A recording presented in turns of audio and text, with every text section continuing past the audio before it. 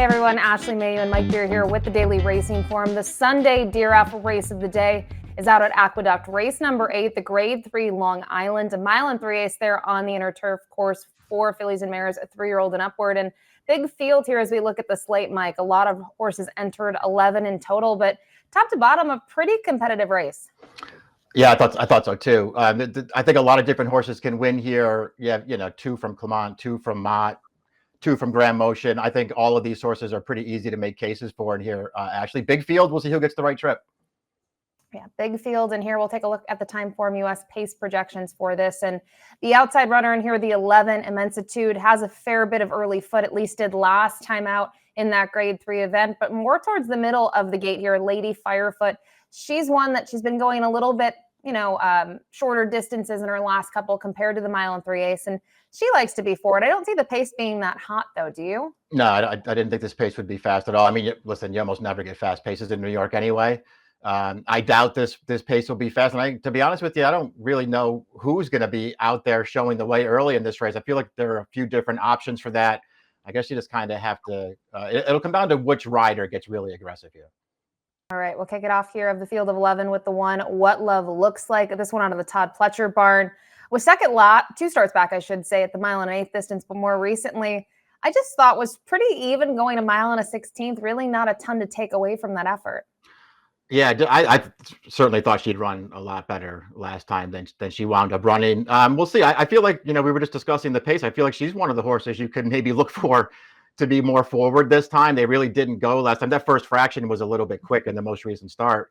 But she was showing speed last year, and we already know that she can get this far because she won over this distance at Saratoga, albeit in an allowance race. I just thought maybe they'd get more aggressive with her in this race.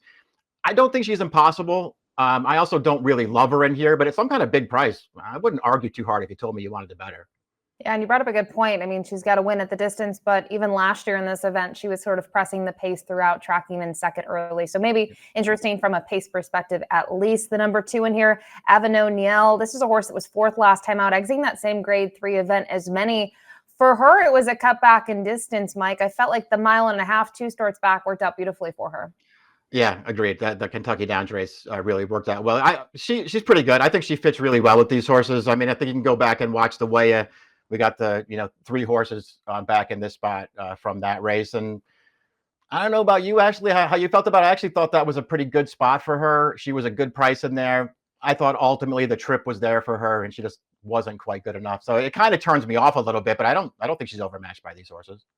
Yeah, I mean, I wasn't enamored by her last performance, especially in the fact that she's got to face several of those fillies and mares again, and I thought she would have been a little bit better. I just thought maybe the final 16th, she didn't show enough for me. So same page there with the number 2, Avenue Niel. The 3, Dancing Dean. We'll take a look at her most recent performance, which was her first time trying a mile and 3/8. And I know, Mike, she hasn't been against stakes competition, but considering she was last early and the pace was what you'd probably expect for a mile and 3/8, she's much the best against this group. Yeah, she hammers this field and handles the distance really well, which I guess is another thing just to take note of. It's obviously a much softer spot for her, but she looks good winning this race. She's had talent from day one. Still very lightly raced. You can project upside for this horse. I think there are several horses that are sort of looking like her in here who have ability, probably have to improve here, but have plenty of upside to do it. Irad's going to take over here for Mott. I mean, I don't know, man. This is obviously a tougher race for her, but it's not like there's a bunch of killers in this field. I think she could be competitive. I don't think I'd take the 6-1, but if she drifts off that, I could take a second look.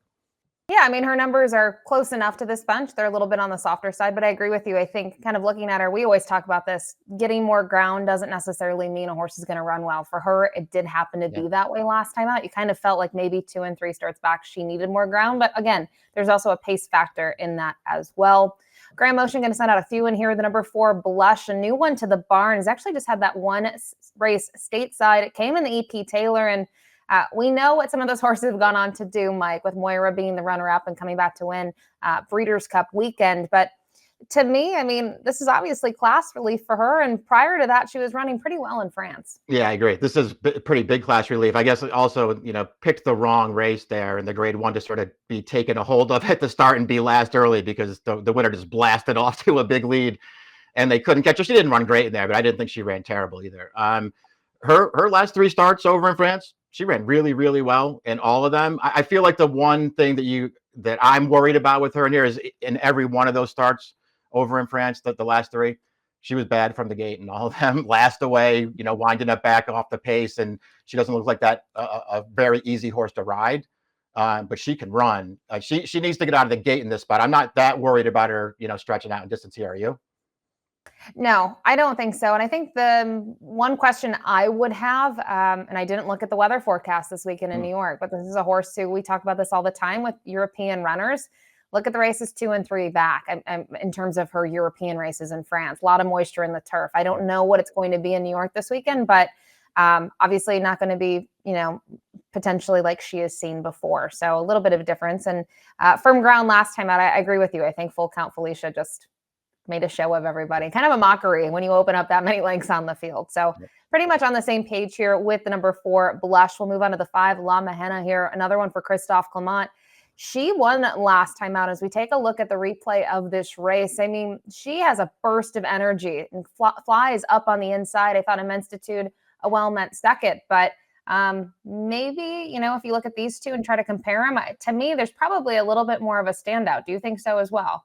Yeah, I think so. I mean, she runs really well in here. This is a great trip and ride from Carmouche here. He never has to leave the inside, gets through on the rail. Obviously, she sees out the distance really well, and it's her prior couple of races when they got her over it, they're all fine. I didn't think any of them were great, but they're fine. That was a great spot for her last time, and he actually got paid there. 9-1 was a very good price on her last time, and she'll be shorter here. I'm not suggesting that she can't beat this field, but me personally, I'm not betting her back in this spot. Do you have any concern with her? Looking at her race record, kind of stringing together consecutively strong races? Yeah, I would certainly have concerns about that, especially when you consider, again, she's going to be a much shorter price this time than she was last time. The 6 Lady Firefoot we saw on the Timeform U.S. pace projections maybe could muddle things early. A 2-time winner on the Aqueduct turf course, and I should say the Belmont Aqueduct as well. You look at last time out, this horse, I thought, got the perfect trip at 1 mile and 3/16. I think the question here will be distance and level. Yeah, I mean, it feels like they're asking a lot. I understand, she's been in good form, so I understand if you're going to take a shot in a race like this, I guess you do it while you're in really good form. And maybe she's in the best form of her life right now. So I guess I understand it from that perspective, but I'll be shocked if she beats this field. The 7 Be Your Best, just the second time now in the barn of Safi Joseph Jr., going to get blinkers off. Look who's booked to ride, Frankie Dettori. I don't know what to make out of this filly, and I'm curious to get your thoughts. I feel like she has had some really good efforts. Has she dazzled me to this point? No. Yeah, I feel the same way about her. It is interesting that Frankie takes over. Another horse, I think we were talking about that pace. Don't be surprised. Even with the blinkers coming back off immediately, don't be surprised if she's forward in this race and maybe trying to make the early lead. I don't know. I was a huge fan of hers as a 2-year-old. I really thought there was a chance that she was going to be really good. And for whatever reason, it just hasn't happened. She hasn't won a race since the PG Johnson, her second. She went 2 for 2 to start her career. She has not won a race since then. And she's run fine several times. For whatever reason, it just hasn't really happened for her. I personally, I'm done with her, but we'll see how she runs here. I guess it depends on price. Maybe I'd be intrigued if she's a big price to use underneath. Yeah. I just feel like looking at her performances, once in a while she closes, once in a while she's, on the front, she's even. You just don't know what you're getting. To me, I think there's other value in here at that price. The 8 No-Show Sammy Joe, lightly raced, but man, what a record now. She's 4 for 5 in her career. That has been 4 consecutive victories. And last time out, she tested the stakes competition. I know it was at Laurel, but I thought she got a great trip just off the pace. She did. Her last 2 starts, she's had absolutely perfect trips in both of them. But she also absolutely smashed those 2 fields. I mean, she was really, really good last time, despite the step up in class. Again, there are a lot of horses. There are a few horses in here who feel like they have a lot of upside and they're moving up in class. And here she's one of those. Personally, actually, if you asked me, which one I would want going forward out of this race, win or lose, no matter what happens on Sunday, this is the one that I want. I mean, I think she's really, really talented. I think she will handle the stretch out and distance. She has great tactical speed. So I think there is a good trip coming for her with Pratt returning to the saddle here. I just think there's a lot to like, and I just kind of want to wait and see what kind of price she is.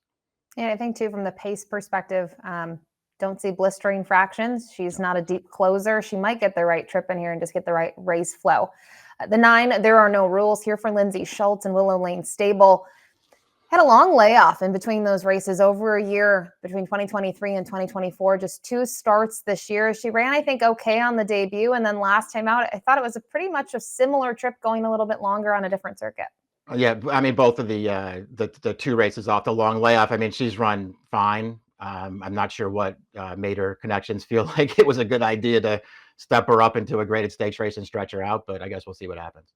The 10 Broadway Boogie will look at her most recent performance for Jimmy Toner. That was last time out at Keeneland back on the 13th of October. And I know this is just a second level allowance, but I think the big thing here is we're looking at turf. We're looking at a 1.5 miles. And Trip, and just the way it unfolded for her, worked out really nicely, and she gets up right in time.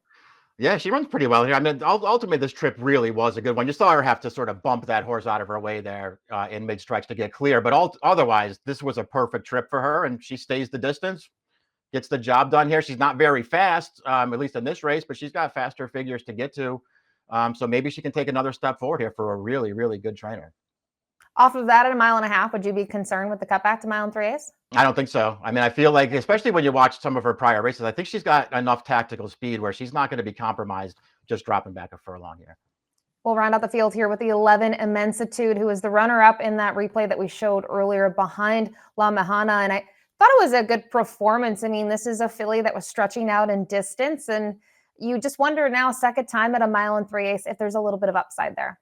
Yeah, I think there probably is. I thought she ran great last time. That was a really good performance from her, and certainly a move forward. I liked her when she first got over. I thought she had excuses in her first 2 stateside starts, and then was just really disappointed with how she ran at Saratoga. But maybe with that little break in between races, maybe she just needed 1 start, because I think each of her last 2 starts are really good, and she handled the distance fine last time.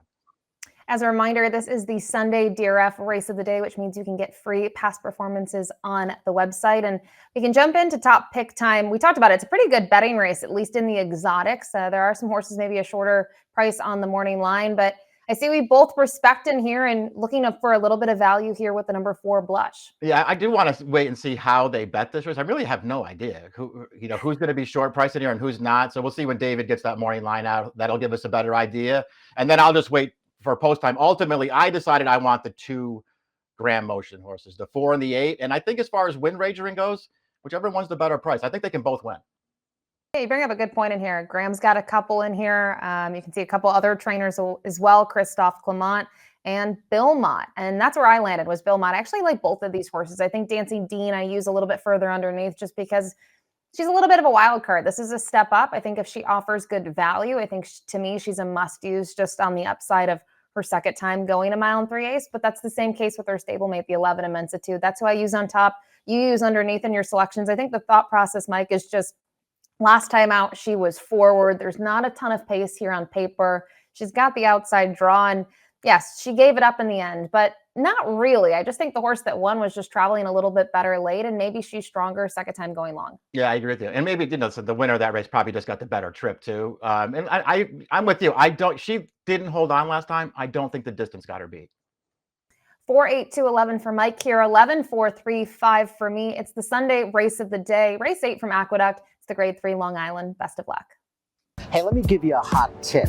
If you liked the content that you've seen before, click on the like and subscribe button right here. And of course, for more DRF videos like Race of the Days, stakes previews, click on the videos right here.